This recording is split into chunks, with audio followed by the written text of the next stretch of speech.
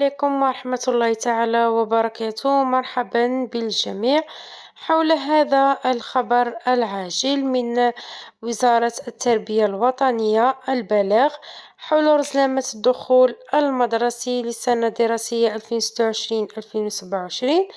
تعلن وزارة التربية الوطنية كافة أفراد الجماعات التربوية وأولياء التلاميذ أن الدخول المدرسي للسنة الدراسية 2026-2027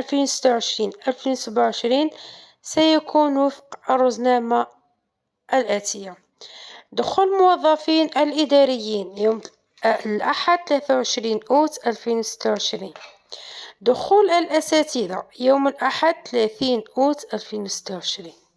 دخول التلاميذ يوم الأحد 6 سبتمبر 2026.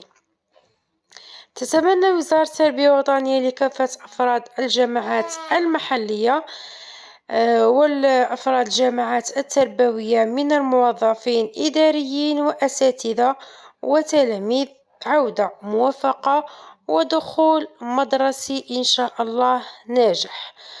هذا هو الخبر تاعنا العاجل لنهار اليوم. واش تقولوا، هل كان دخول مسبق أم هذا وقته؟ إلى هنا أترككم في رعاية الله وحفظه، ومع السلامة.